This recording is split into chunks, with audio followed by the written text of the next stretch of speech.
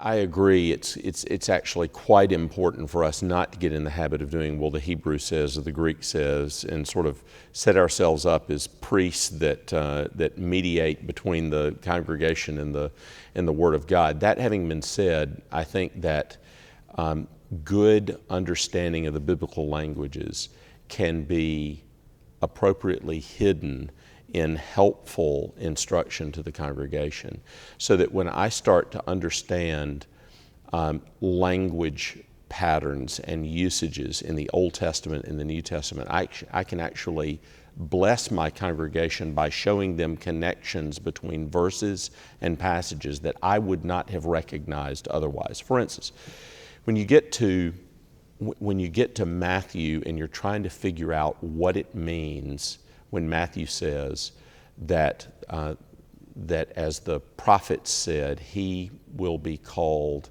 a Nazarene.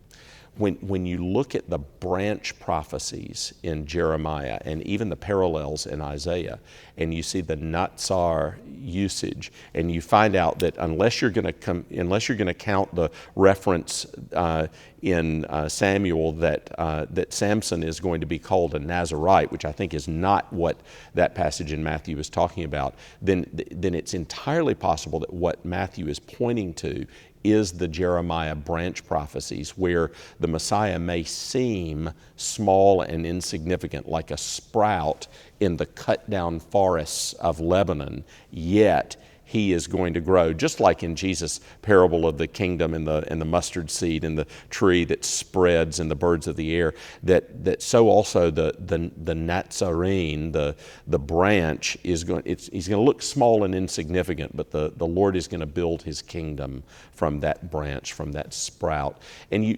unless you know those things, you don't even know how to begin to dig in and help your congregation understand connections in Bible passages. Knowing rich Old Testament words like chesed and how they work in passages are so important. You know, you look at a passage like in the last words of David when he's recounting the stories of his mighty men. And these are men who've shown covenant loyalty to him.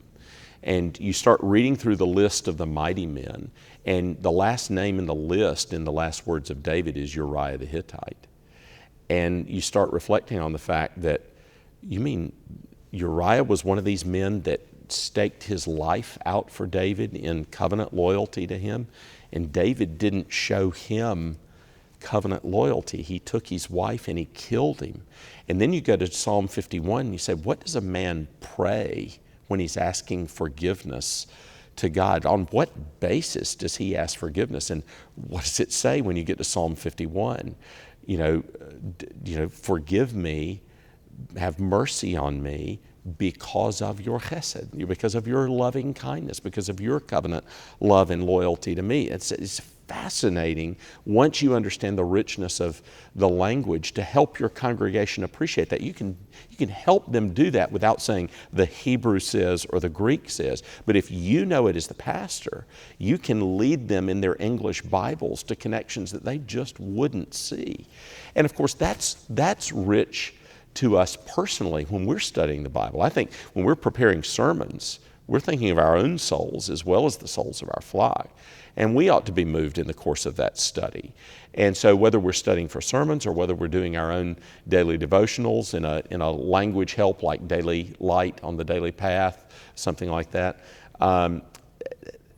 it's going to be enriching of our own experience and devotion if we will pay attention to the original languages.